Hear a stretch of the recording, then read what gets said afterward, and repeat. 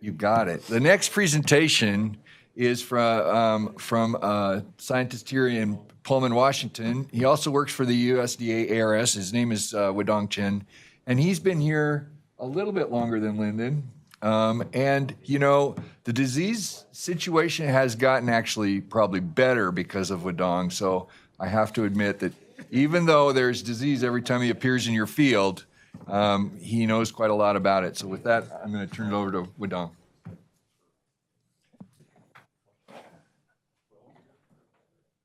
Thank you, Todd. Good morning. I'm going to talk about Pythium, especially methotrexate resistant Pythium. And Pythium is a group of fungi-like organisms. They are considered fungi, but they are not really true fungi. Anyway, they are a group of fungi-like organisms in the soil. They're everywhere. Okay, your garden, any agricultural soil, you will find the Pythium. Most of the time, they are harmless, and they are usually might cause disease at the cold, young tissue or plant on seeds, and traditionally, they are managed through seed treatment. If you put a methotrexate, like apron, on your seed, you can forget about the Pythium, forget about Pythium damping off. Unless you get a methotrexate resistant Pythium in your soil. So it has been not being a problem until recently. And here is a field we see that you can see the bigger patches of non-germinated the patches of the chickpea field. That is almost like 10% of the field showing that. It was 2014. And they are not, Pythium usually occurs at the cold and low soil ground when it's moist. But in this case, it's not necessarily the lower ground. You can see here in lower ground, there is even better than here. The problem is this area, we get a methotrexate resistant Pythium in the soil. So we try to find out what happened to the non-germinated seed, and we find some. And that's what they look for. For Pythium damping off or seed rot, what you see is that the seeds become slimy, and the soil particles will adhere to the soil. So it's like a dirt ball. And when you're in the field, it's really difficult to see them because they're just like the soil. So you have to work hard to find it. And we did find some. Okay, and in the soil, we brought those non-germinated seeds to the lab. We isolated the Pythium. We also collected the soil from the field, and we can dilution plating. We can find out the Pythium growing out on the theoretical medium. So this medium only Pythium can grow on the plate, and that's all the Pythium grow. If we put the dirt, the soil on the plate, you can see that's the soil particles. The Pythium just grow out of the soil particles. And you can see that we get their high density of Pythium in the soil. Once we isolate them in the culture, and we can test them because they are from seeds that are treated with the methotrexate. So we tested on a methotrexate medium. So here we can see without the methotrexate, the fungus growing well. You can see that. And here we put the methotrexate in the plate. It's 5 ppm. You can see the growth of the Pythium is restricted. That means this isolate is sensitive. For resistant isolate, you can see that with the methotrexate, they just grow as fine. You don't see the difference between with or without the methotrexate. So this is considered resistant isolate. We find out the soil from the poor germination area had a much more higher density of resistant Pythium like this than the soil from the good germination area. Okay. So in the greenhouse, we tested if there was a methotrexate treatment on the seeds can protect the chickpea seeds or not. And here we have untreated seeds. You can see the plus minus means with or without the with or without the Pythium. And here is treated seeds. We can see that methotrexate treatment can protect the chickpea. Here we use the Sierra chickpea seeds, can protect the chickpea seeds from methotrexate sensitive Pythium. So they germinate when you treat the seeds with methotrexate. But if we put the methotrexate resistant Pythium in the soil, then you can see the methotrexate treatment cannot protect the chickpea seeds from methotrexate resistant Pythium. That's what happened in the field. So that's in the lab, we can test that the methotrexate cannot protect the seeds from methotrexate resistant Pythium. Then we try to find some other chemicals that might be able to suppress or control methotrexate resistant Pythium. Here we're showing here this is the same isolate growing on 6 different plates. So the first one is nothing, just the medium, no chemical, okay, nothing in there, it grows just fine. Then we have the last one, we have methotrexate. So this is a resistant isolate to resistant to methotrexate. In the other 4 plates here, okay, here we have different concentrations of ethylbactam. And that's the chemical just linden porter I talked about for managing phanomyces. It also works good for Pythium. And you can see with even no concentration of ethylbactam, it can suppress the growth of methotrexate resistant Pythium. It also works against methotrexate sensitive Pythium. What is interesting here is you can see very limited growth here on the first day or 2. Then they stopped growing on these ethylbactam plates. So we cut them out, take them out, put on a medium without the ethylbactam, without the methotrexate. We find out they don't grow anymore. Yeah, they stop growing.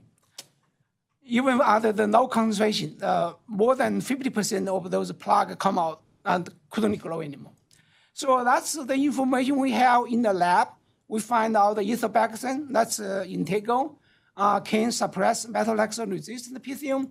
Then we went on to the field. We tested, put the ethylbactam on chickpea seeds. And tested in the field, this is in the Spelman. This field has naturally infested with the methotrexate resistant Pythium. So methotrexate resistant Pythium is rampant here in this ground. And when we did the treatment test after the planting, I wanted to make sure the disease happens. We irrigated after the planting. So you can see the cracks, still visible here. And so many of the plots you don't see, there's no seeds come up. That's because they didn't have integral. Methotrexate couldn't work in this field. And here we show you that the germination, the percent of germination, the number of seeds come up from the ground, from each plot. And this only if there is an integral in the plot, in the treatment, that we can see some germination. If it's just simply methotrexate, even methotrexate different concentrations, barely, there's nothing germinating. You may say, well, the germination is low. Yes, but it is the most severe condition you could ever see in your field. You will never see in your field for the Pythium damping off because I really irrigated, flooded the soil. So even if this is like only 60 seeds come out, it will work fine. It has been working fine in other commercial field. And there is another chemical here from Weidong, but this is good. The company said that it's not available anytime soon. So we didn't test after the first time because it's not going to be available until probably later. So currently, our recommendation for managing methotrexate-resistant Pythium is that you include integral. And that's from Weidong. They usually come in a blend, in a mix. So This just give you a principle what should be in the seed treatment. Then they usually give you a blend, so everything should be included. The only important I want to emphasize here, you want to include insecticide. Here we have Cruiser. You want the insecticide there to control seed corn maggot, which might cause seed rot also. It can infect the seed. So I'm saying this is a current recommendation. That's the Intego is the only chemical we know. For now, it can manage methotrexate-resistant Pythium. It may change. I say that's because in last year, just past the season, we tested some new compounds. Here's some numbered compound here from New Farm, and there are 5 of them. I think there are 5 numbered compounds, and I just point out the sibling here is methotrexate, okay? And the different concentrations of methotrexate here, and here's the methotrexate, and combined with one of the numbered compound here. And some of the numbered compounds did well. You can see these 3 here, and individually they do much better than methotrexate. And combined with methotrexate is not significantly better. It's about the same. So that's we say new choices, more choices will be coming soon, I think. So to summarize, methotrexate-resistant Pythium has become a problem in the Pacific Northwest. And we also tested in the lab. We found out that the methotrexate resistance, this trait is very stable. It doesn't change. It doesn't lose resistance. In the lab, we transfer the population generation 10 times. They are still equally resistant. So they are going to stable. They are stable. So because they are stable, they are going to be in the soil, in your soil once you get it. It's going to be there for a long time. And also, we found that the resistant isolates actually grow faster than the sensitive isolates. And that's the reason why it's spreading in the soil, in the field. So Pythium, if you got a methotrexate-resistant Pythium in your soil, it's going to be there for a long time. So you need to consider that every time you plant, especially when you plant chickpea, because chickpea is most sensitive. The larger seeded chickpea is more sensitive than small seeded chickpea. So like Beanie Bean, Frontier, it should be better, more tolerant than Sierra, Dwelly, the largest seeded chickpea. And the ethobaxan is effective, so now that's the only choice to manage methotrexate resistance on chickpea. And we think new choices, new fungicide will become available. So I think that's what I have. The work is done with a number of cooperators. We have Rebecca McGee, Tim Pollis, Lyndon Porter, he is here, and George Vandermark, those are USDA scientists, and Stephen Van Fleet is a WSU scientist in WSU Extension, and Curtis Schroeder is from University of Idaho in Moscow. And the USA Dry Pea Land Council has funded this research in the past few years, and with that, as right. Are there any questions? Thanks, Weidong. I don't know. I think it's always scary to have a pathologist tell you about. He had a nice picture there, and he had like the dream, right? It's either dead or alive, and so that's the dream of a pathologist is an up or down grade. I only go to the field when the farmer calls me. All right. I have a question. Yes. Why is the smaller chickpea more resistant than the larger? Oh, that's a very good question. Okay, Pythium is called a sugar fungi. It likes sugar. It likes nutrients. When nutrients become available, it has the explosive growth. So large seeded chickpea, it has like a Sierra, It has a thin seed coat, large seed size.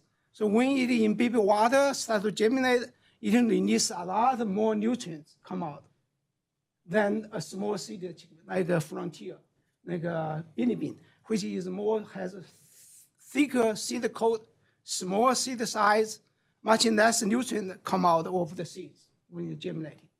That's why we see it on the large seeded chickpea, Kubori chickpea, more often than on peas, on lentils, because the pea and lentil has much less nutrient that come out.